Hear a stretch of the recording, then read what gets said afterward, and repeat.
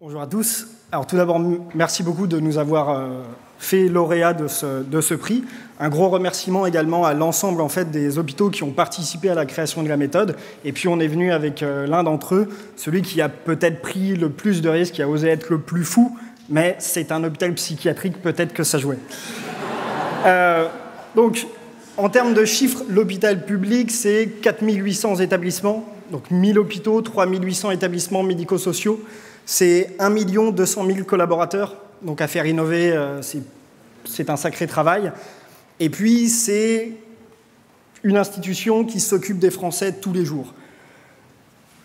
Au sein de cette institution, la Fédération hospitalière de France, qui travaille en fait pour ces hôpitaux, a créé le fonds et lui a confié 3 missions. La première, c'est la promotion de l'innovation. Les hôpitaux font tout un tas de choses fantastiques et il faut le promouvoir entre eux, et puis il faut le promouvoir aussi vis-à-vis de l'ensemble de nos partenaires.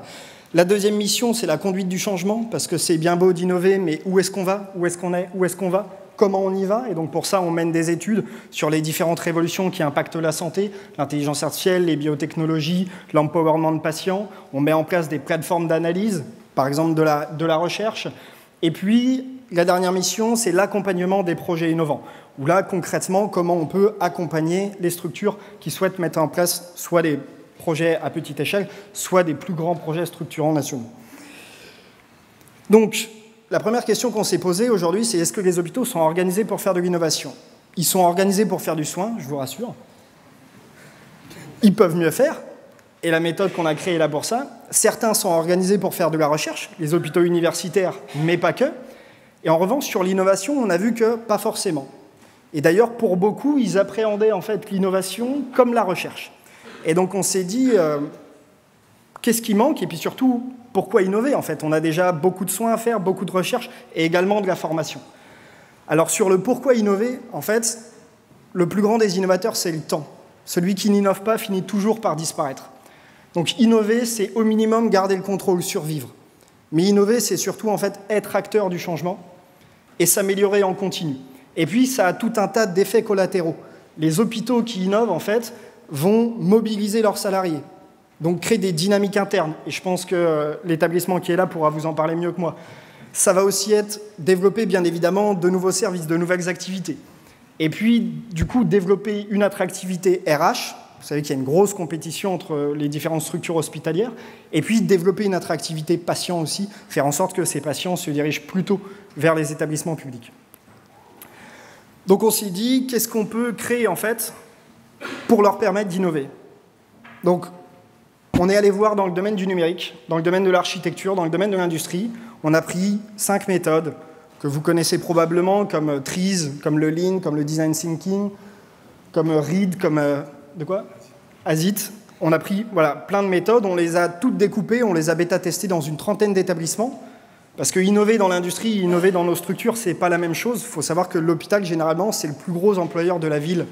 Gérer un hôpital et organiser un hôpital en termes d'innovation, c'est extrêmement complexe. Surtout que c'est des tonnes et des tonnes de processus, en fait, qui sont là pour la qualité des patients, pour la sécurité des patients, et donc comment on innove dans quelque chose d'aussi contraint.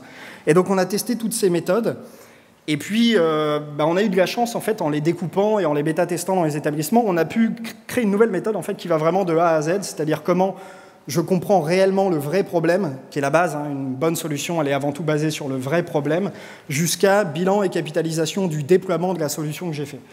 Et puis, à cette méthode, on a créé des tonnes et des tonnes d'outils.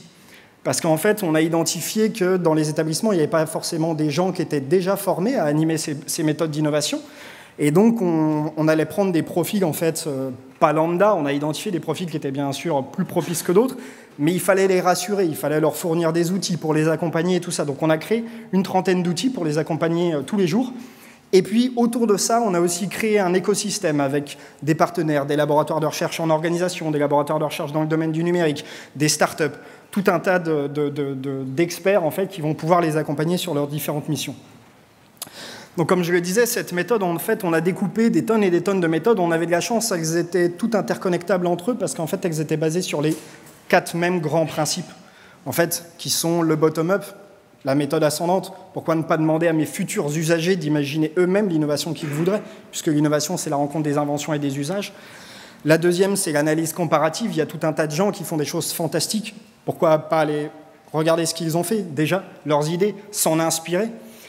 La troisième, c'est le collaboratif. L'hôpital en lui-même est déjà un énorme lieu de collaboration. C'est un écosystème très vaste. Mais il y a aussi tous nos usagers. 13 à 15 millions de personnes qui passent tous les ans dans nos structures. Pourquoi pas leur demander de nous accompagner? Et je pense que vous seriez même content d'aider votre hôpital à s'améliorer, à mieux vous prendre en charge. Et puis, bien évidemment, l'incrémental et l'itératif. C'est-à-dire qu'on n'a jamais la bonne solution du premier coup, donc n'essayons même pas. En fait, faisons petit à petit.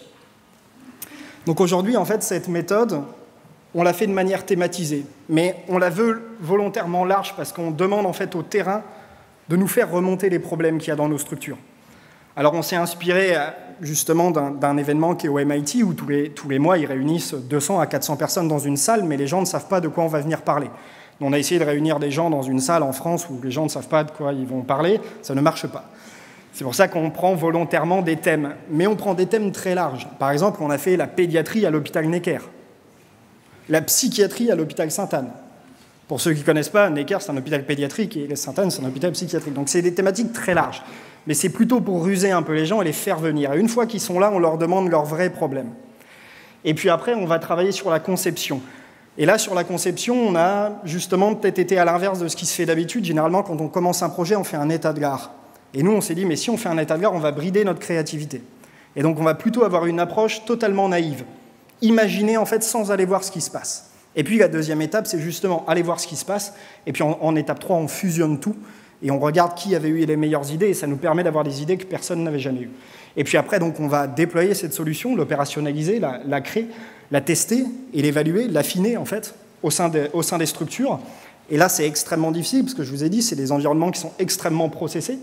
Et puis après, on va la déployer.